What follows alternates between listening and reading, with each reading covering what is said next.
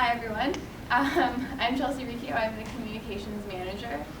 I do a lot of stuff. I was the assistant editor on the new edition of the Teacher's Handbook. I do the newsletters, I do social media, but mostly I want to talk to you guys about the blog. Before I do that, I just wanted to give you kind of an introduction to how I got hired here, because for most of you it's probably the first time that you're ever seeing me. It's kind of an interesting story. So when I was 20, I decided to write an article for my university's newspaper about my experiences with bullying, anxiety, and depression. And I was really excited about releasing it, but I didn't think that anyone would really read it outside of the school community, and I didn't really want them to. But Katie here somehow came across it, read it, and then got in touch with me about potentially working together in some way. So from there, I was featured in one of Health Minds Canada's first video projects. Then I joined the team as an intern, then part-time as assistant, and now full-time as the communications manager. And when I was 20, first writing that article, I couldn't even see past the next couple of days, let alone envision myself in a position like this a couple of years later. As an example, in that article I wrote about an unfortunate situation that was happening. This was no case of typical high school bullying. This was just my life. I no longer had the idealistic hope that things would change. But despite a couple of close calls, I carried on because I found something new to put my passion and energy into, helping others. I knew that I wasn't the only person who felt this way, and I wanted to help others feel less alone too. I want to include people, not exclude them, and help those who need a little bit of kindness in their days. And here at HMC, I get to do that on a daily basis, which is awesome. And one of my duties is managing our blog.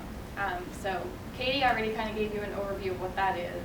Post every day by a team of 10 people that rotates every 6 months. And these people are sharing their personal experiences with mental health, much like I did a couple of years ago.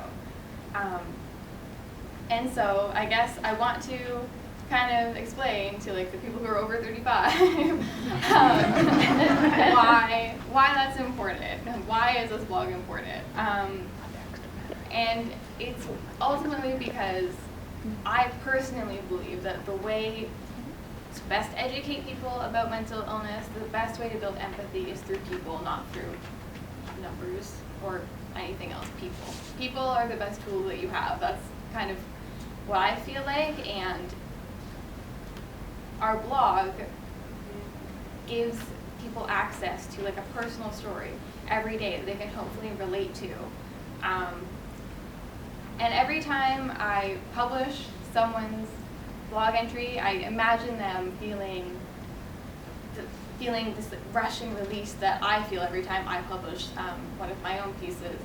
And then I picture someone out there sitting in bed on their laptop, reading this blog post, and maybe realizing something important about themselves. I imagine people's lives being gradually changed because we're putting these people's stories out there. And we're very lucky that we have a nationwide platform to do that. And I know better than anyone the power that literally one piece of writing can have. So yes, that is our blog. And we're very lucky to have one of our bloggers here tonight. Sarah Lindsay was actually our first ever blogger. She joined us when the blog was created in January 2014, and we liked her writing so much that we just kept asking her to stay, and she keeps saying yes, so we're just going to go with that. And we are continually impressed by her candor and the way that she writes with such intimacy, but also a sense of elegance and dignity. We're very thankful to her for volunteering to write for us and sticking with it, and also for being here tonight. So give it up for Sarah.